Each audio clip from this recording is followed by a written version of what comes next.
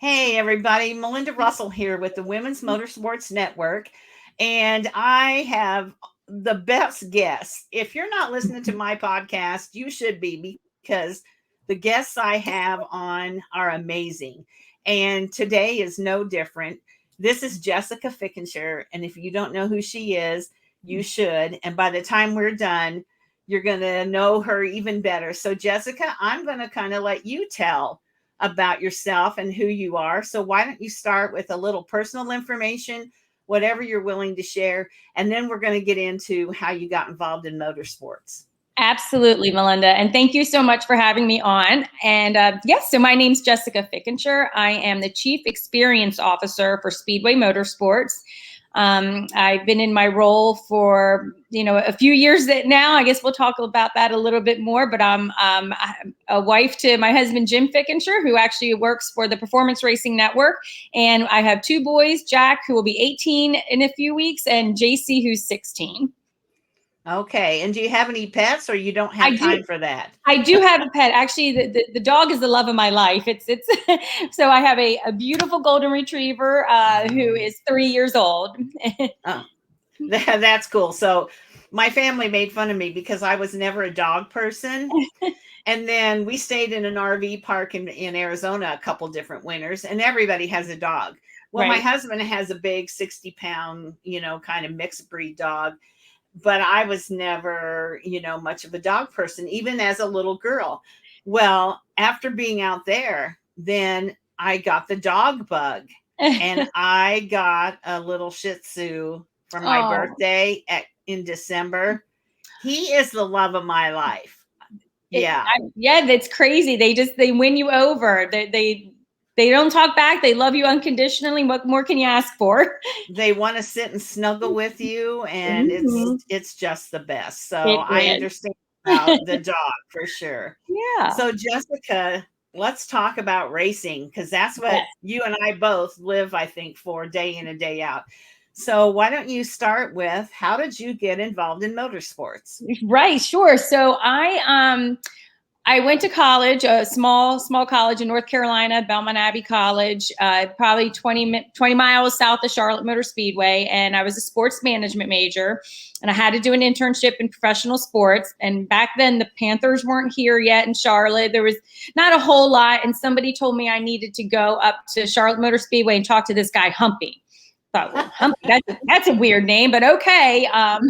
And I met with Humpy, and I started my internship there at 19 years old, and I've been there ever since. And I still see Humpy all the time. So isn't that amazing? And, especially nowadays, companies close, they move, whatever could happen. Yes. And it's unusual, honestly, to find someone who's been there for, what did you say, how many years since then? Yeah, just about 27. So wow. Very, very blessed. My husband at work, we just celebrated our 20th wedding anniversary. So lots of good things have come out of working for Speedway Motorsports.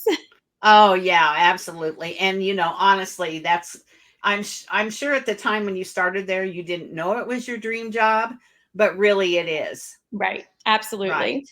So did you know a lot? I mean, growing up in that area, did you know a lot about NASCAR? Or I grew up in New Jersey. So born and raised New Jersey, and then went to North Carolina for college. So I really didn't know anything about racing. But I fell in love with everything. I fell in love with the people, the business behind it. It was just, I grew up a big Philadelphia Eagles fan, a Flyers fan. So I grew up loving sports, but I'd never seen anything quite like racing and just the atmosphere it creates. And I just, like I said, I fell in love with not only the sport, but the business behind the sport. And now, I read and watch and absorb everything I can about racing. Yeah. And, we say, oh, racing's addicting, but it really is addicting. And it isn't just watching the cars go on the track. It truly is the people that you meet. I think the friendships you make and the people you work with, the people you meet along the way. And to me, that's just been such a blessing to me in my life. And, if racing ended tomorrow, which God forbid that would happen, we know it's not going to. But if it did, I would still have all these friendships. You're right. You're absolutely right. Yeah. So that's what I love, especially Yeah. about it. So why don't you tell me what the chief experience officer does, and has that kind of been your role the whole time, or how did you progress from intern to what you're doing now? Yeah. So I started out in the PR department.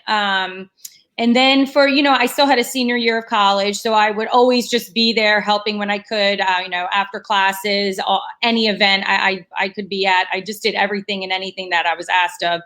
So kind of had met people in all different departments. And then a position came open at PRN, the radio network, and I started working there. I worked for Benny Parsons on doing his Monday night talk show for him, and became very, very close with him and his wife, Terry.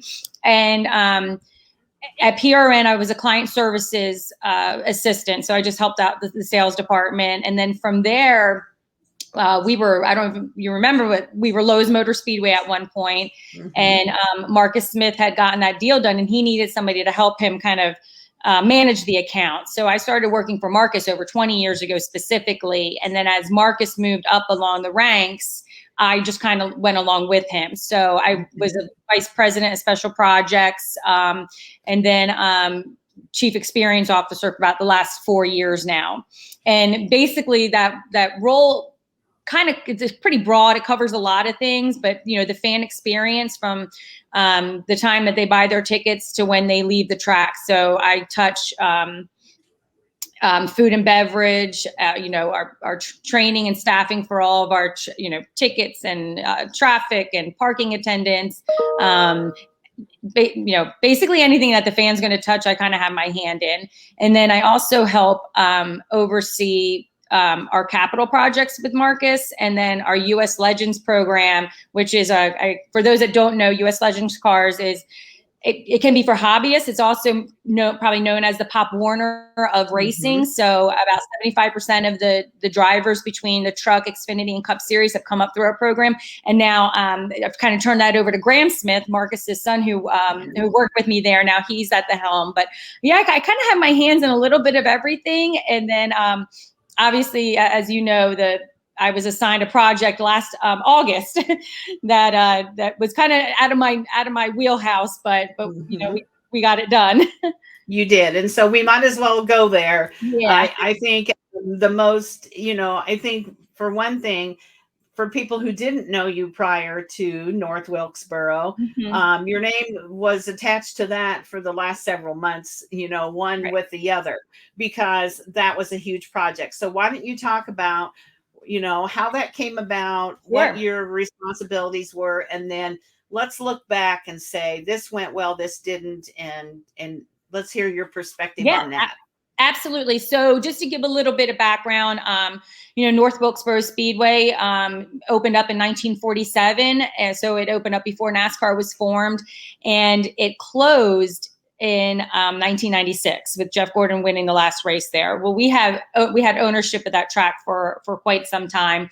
And about 3 years ago, I'm going to say 3 or 4 years ago, Dale Jr. said to Marcus, man, you got to get that track cleaned up, because iRacing can't scan it because there's weeds and trees growing out of the track and out of the grandstands. He said, but if we got that cleaned up, iRacing will come in and scan it.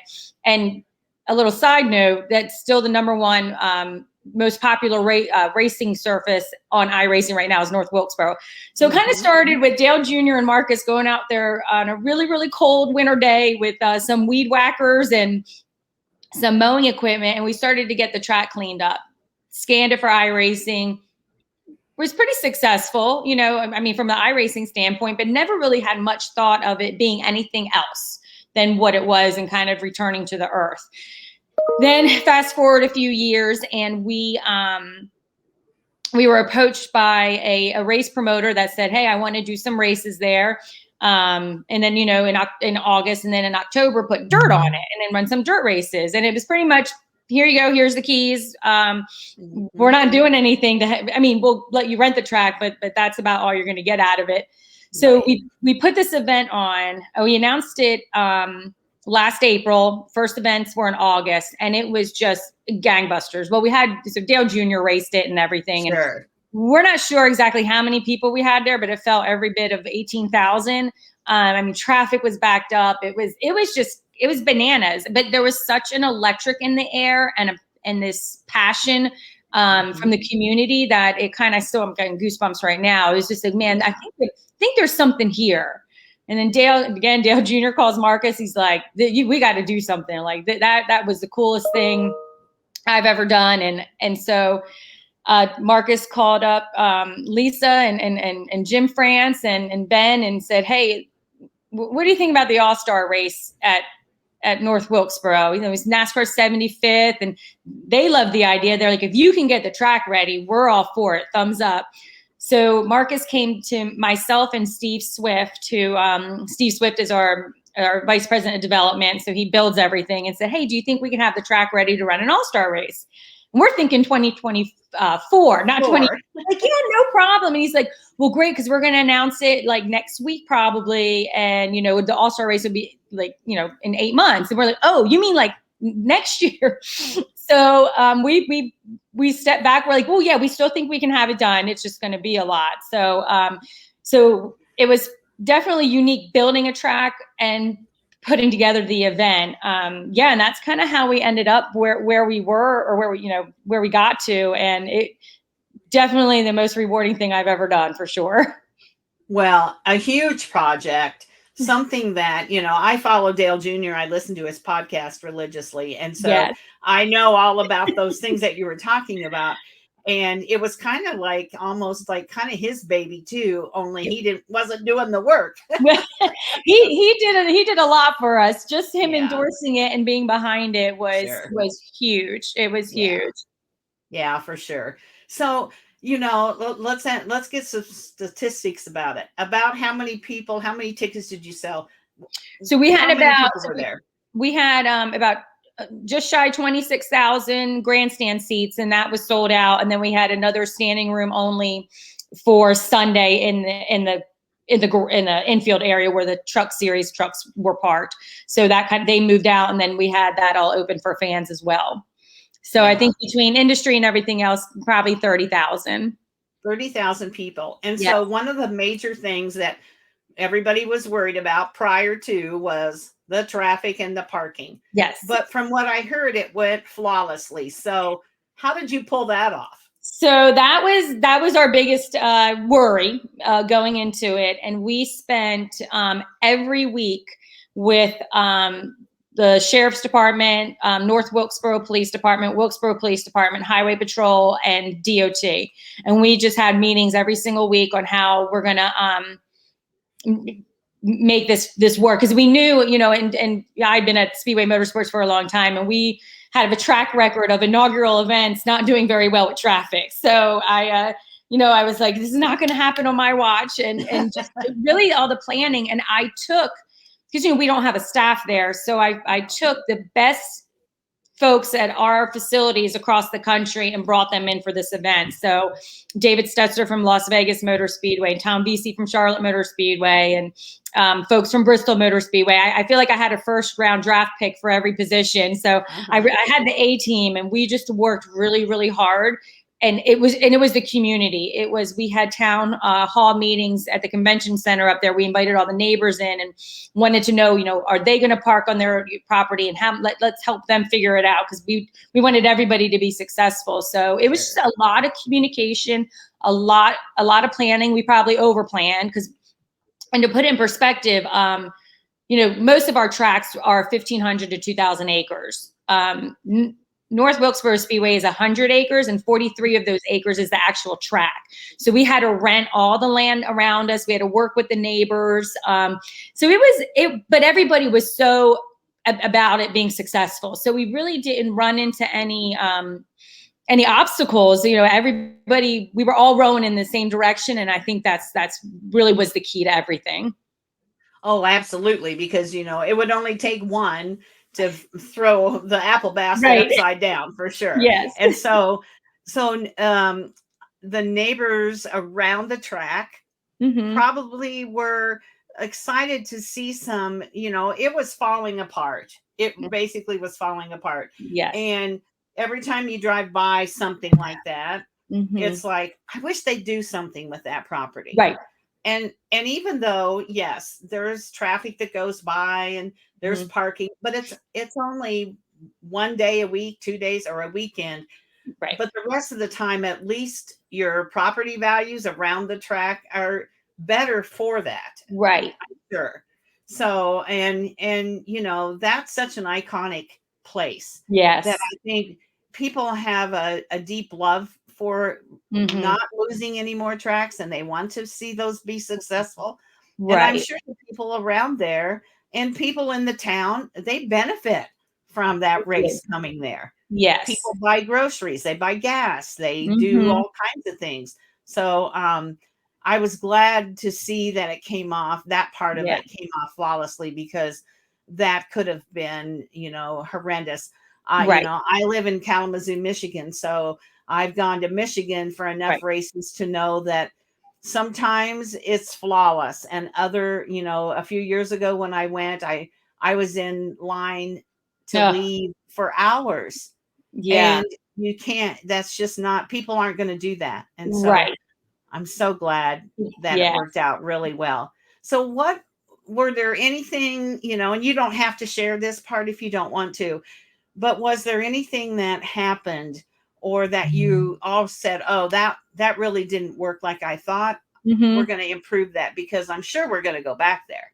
Yeah. So yeah, you know, it's funny because as we sit here, I've got all these post-event notes I was typing up from the staff that helped me work the event, and there's not a lot that that we would change. You know, everything really went off so well. I think, you know, obviously we want to get tickets on sale right now. We're chomping at the bit to get that 2024 schedule announced. You know, and I know NASCAR and our side and TV, they're all working really hard to finalize that.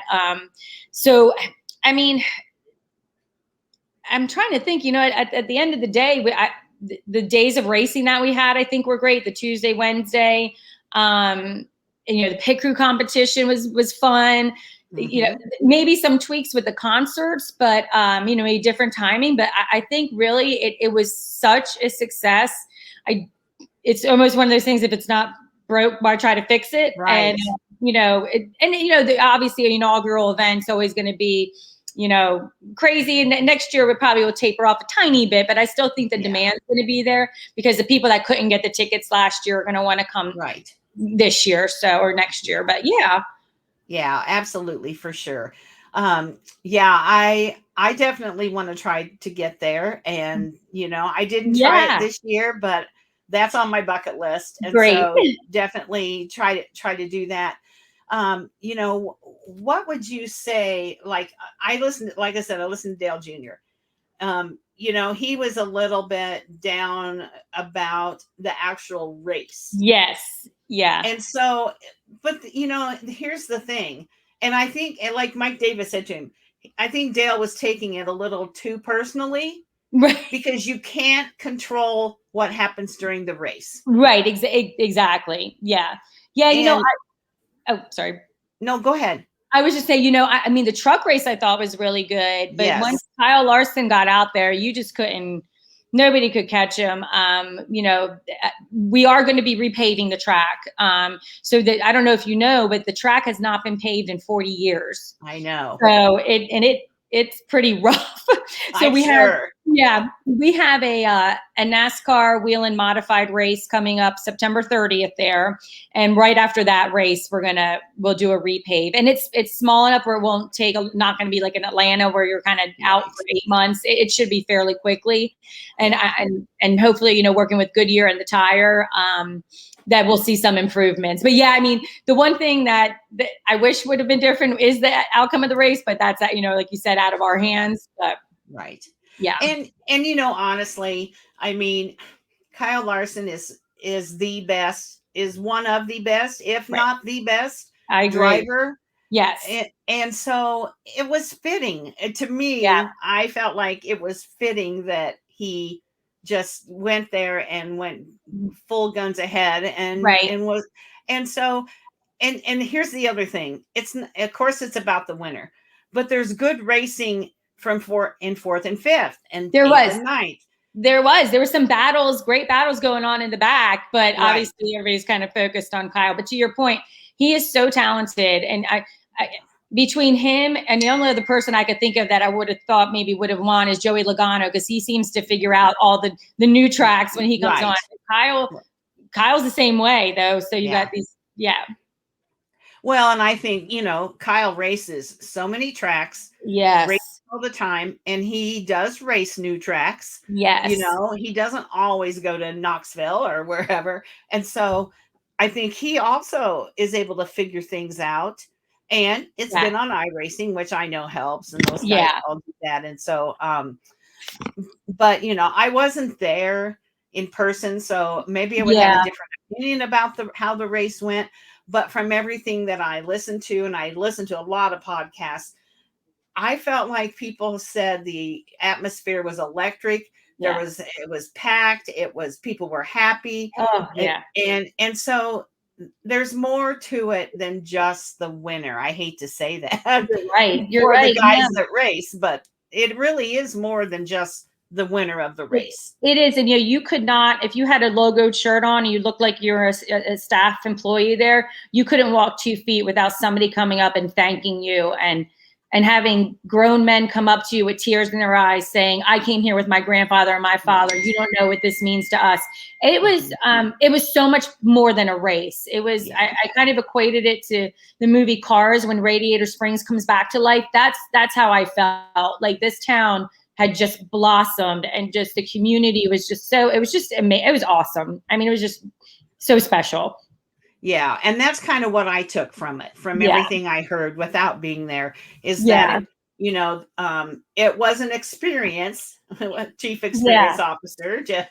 So, and it really was an experience. And, and we know, and especially, you could really speak to this, NASCAR fans nowadays don't want just a race. Right. They want to be entertained. They want concerts. They want other things besides the race. And we know that for me to travel, let's say for me to travel to Charlotte to the race, I have to pay, I have gas or airfare. I have hotels. I have meals. It's not cheap for me to come. So I want to do other things besides watch the race. Right. Because honestly, I can do that at home. Right.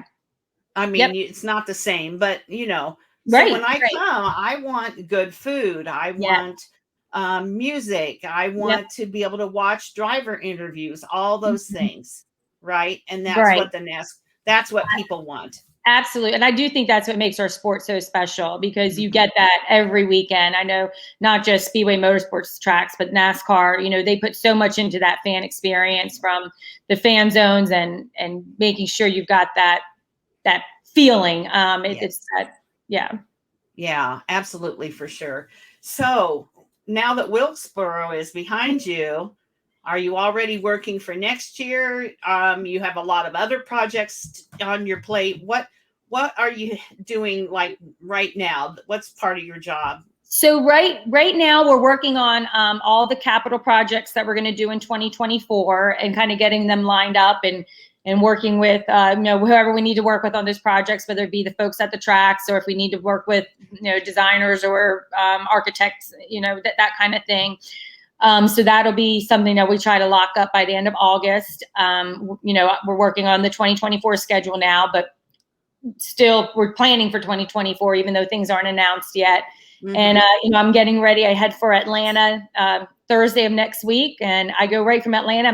Then I go to Indy for a sports design forum on sports facilities. So I'm speaking at that, and I go right from there to New Hampshire Motor Speedway. So, a little busy. It's busy. Yeah, for sure. Yeah. So as we're recording this, we're looking to the weekend of the Chicago road course race. Yeah. I know that that's a NASCAR event compared to what you guys do, but we all watch and have interest in how it's going, what's happening. You're friends with Julie Geisey, who's running that event. And so, we all have a stake in what happens there this weekend, really, because that determines maybe we're going to get a lot of new fans. I heard that 70% of the tickets sold were to people who had never been to a NASCAR race. That's what I heard as well. Yeah, which is super exciting. And I'm sure you've been following on social media some of the cool things that they're doing downtown, and lots of young people. It looks like they're engaging with, which is really exciting for our sport as well. So, yeah. Yeah, and that'll fall, that'll roll over to tracks that you guys own as well. Yeah. And like the Coliseum, my husband and I went to the first race at the Coliseum. Yeah. And, we were in Arizona for the winter, so it wasn't that far to go. But I wanted to be a part of something that was new. And I could say, I was at the first one that they did, and that was true of like your event and then the Chicago event. There's going to be people that say, hey, I went to the first race at for the Chicago road course, because I'm hearing it's a three-year deal. So I think we're going to be going back there. Maybe next year I'll drive into the city a few days early. Yeah. And because they need your help with the traffic flow, I think, just on a normal day in Chicago. Yeah, right. When the Cubs are in town and the race. But we're excited to look, to see how that's all going to work. Yes. What kind of things do you, look for or take away when like they're putting this event on, it's in their lap, but what are you watching for, like for something that you may need to do down the road? Yeah, I think, and not just for another NASCAR event, I think I'm kind of, any kind of event I go to, whether it's a concert, a music festival, or, a sporting event, I'm just looking to see what are they doing to engage, with their fans? What are the food and beverage options? What do their bathrooms look like? Like, what do their lines look like? What's the gate process? People backed up, getting searched, or I kind of like look at all that little stuff and then figure out who's doing it the best. And there's, what do their kids zones or kids areas look like, and how are they engaging with younger kids and younger fans? What kind of music do they have?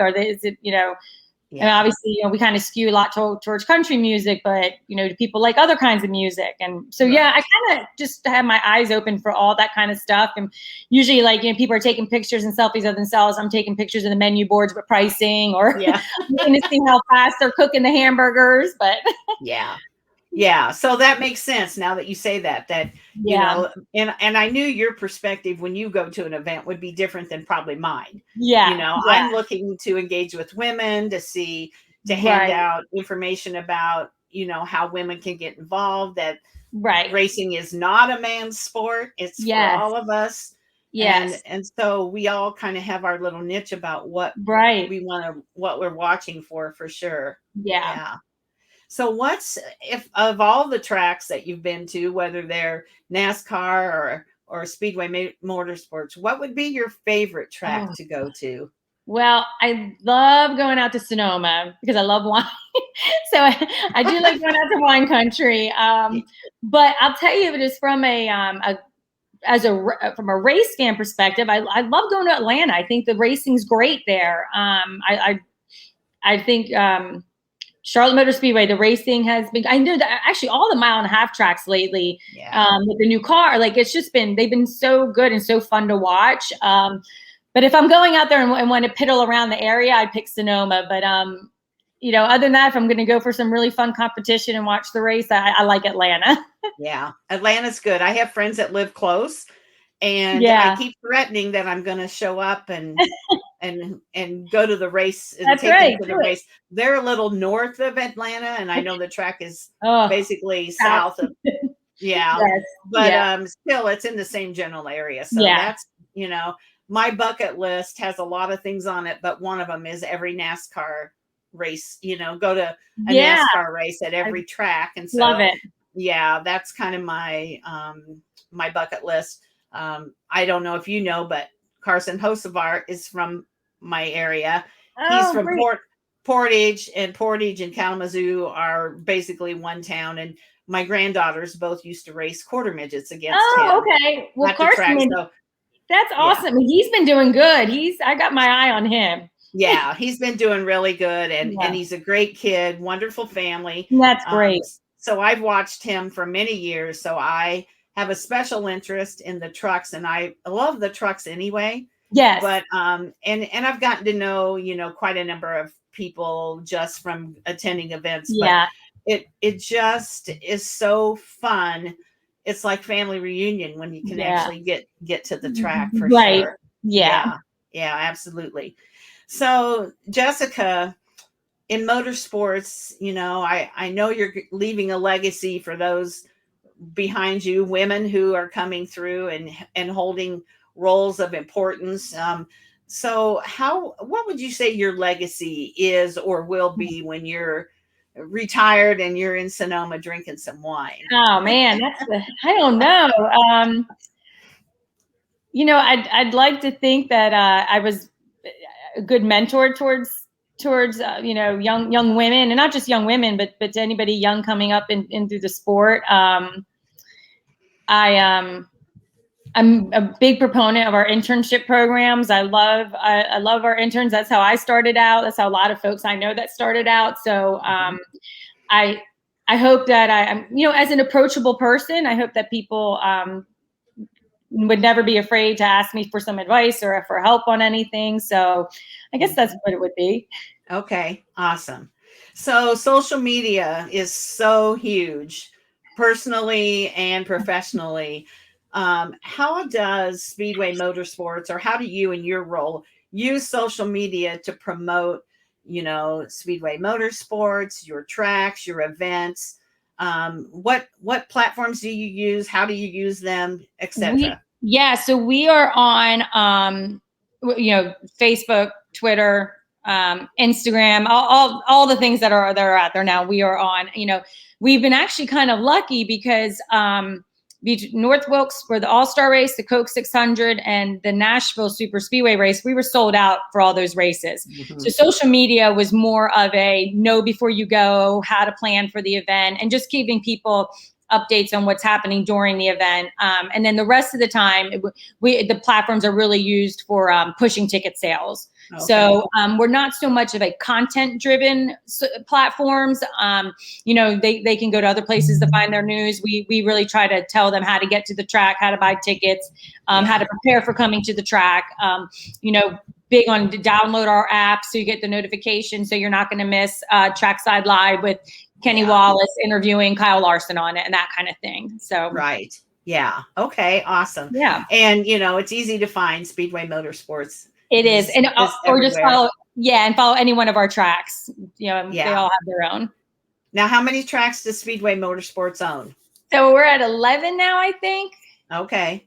I know I keep losing. So we've got Atlanta, Bristol, Charlotte, Dover, North Wilkesboro, New Hampshire, Texas, Kentucky. We still have Sonoma, Atlanta, and 11. Yeah, 11. Yep. So Kentucky, what is it? Any thoughts there about reviving Kentucky? Well, Kentucky right now, I think, is making more money than it ever has because Amazon and a couple OEMs are using it for storage. So, okay. Yeah. So, if somebody would have told me we were going to North Wilkesboro 10, 15 years ago, I would have told them you're crazy. So I've learned that you never know. Never say never. Never say never. Yep. Yeah, absolutely. For sure. So Jessica, your favorite thing about your job, what you do, etc.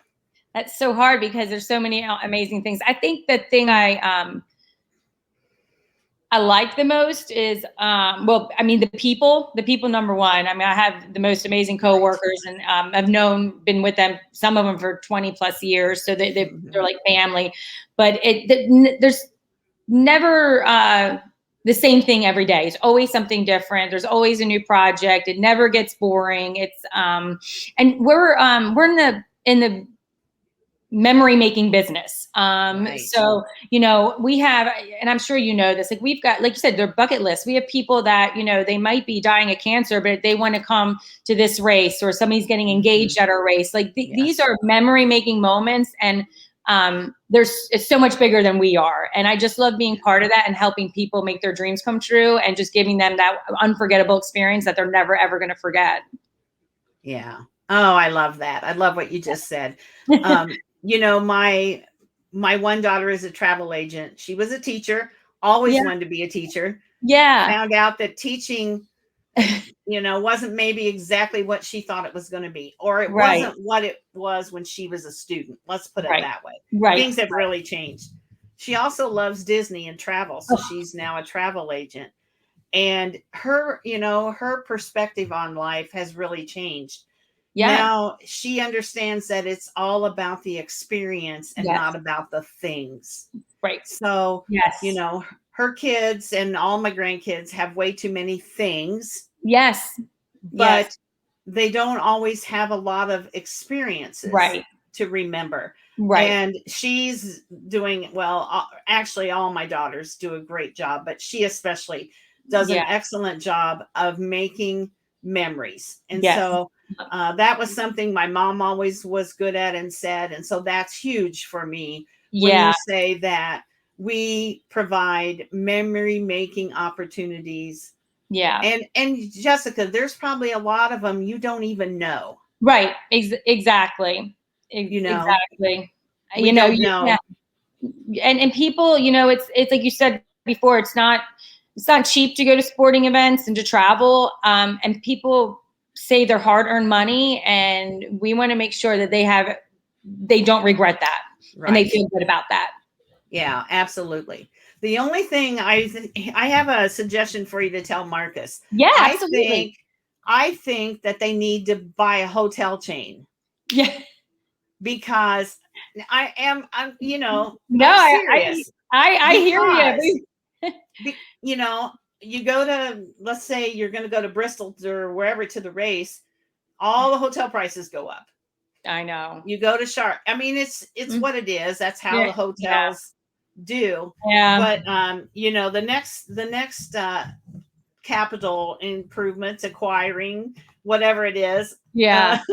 Our hotels where race fans can get a reasonably priced room. Yeah. You're gonna fill the hotel, and I kind of laughingly say that, but in a lot of ways, agree with you. I know I hate it when I see those hotel prices and I'm like, oh, you're just killing people. Yeah, really are. So anyway, that's my only suggestion, because I love honestly, I think I have no complaints about TV coverage, anything. I'm a huge NASCAR fan. Yeah. I'm a huge women in racing of any kind fan, obviously. But NASCAR is where my heart is. And so that's where my bucket list lies most of the time, for sure. Great. So Jessica, is there anything that I have not asked you about that we should have talked about yourself, your job, something special, anything coming up special that you want to share about at all? Maybe the only other thing I'd mention is, we have Speedway Children's Charities, our charity that Bruton Smith started after the death of an infant son, and we are really doing some record-breaking fundraising for that. So this year, I think we'll be able to give away almost $3 million, and the year's still not done yet. But since inception, we've given away over $63 million, and I'm very involved in our charities portion as well. So that's just something I'm super excited and proud of. We really just focused on kids in need. I mean, just that's amazing. That's an amazing amount of money to be able to give away, and you should be proud of that, because really, at the end of the day, if we can't help somebody, then why are we doing this? Exactly. And a lot of that comes from our generous race fans. So it's fun. Yeah. Yeah, it is. Yeah. Well, Jessica, I'm so happy we got together. I met you in Charlotte at the Women in Motorsports event. I know you met a lot of women that weekend, but looking forward, hopefully you'll be in Phoenix at the next one. Yes. I think Cindy said I was one of the first ones to sign up. Yeah, I don't doubt it. And so I will be there as well. Luckily my daughters live there. And so that's one of the places I've already got my flight and got my free room and board at my daughter's. And that's great. I love it. Good deal. Awesome. Yes. Yeah. Super excited. So I'll see you in person for sure there, if not before. And I just want to thank you for your time and for sharing what you did. I think, people really appreciate the information and hearing a little bit of the background of events and how they happen, because they don't understand. They don't know Right. how Yeah. many hours of work that it Yeah. takes to put an event on. So, well, and thank you for giving women a platform like this. So, and all your hard work that you put behind your podcast and everything that you do. oh, I appreciate that very much, especially coming from you. So thank you so much. You're welcome. Have a great weekend. July Thank 4th you. is coming up. Yes. We're both going to be glued to the TV on Saturday and Sunday watching the Chicago Yeah. Street Race. And hopefully we have a great weekend. So I hope so. thank you Yeah, again. sure. Thank you. Uh-huh.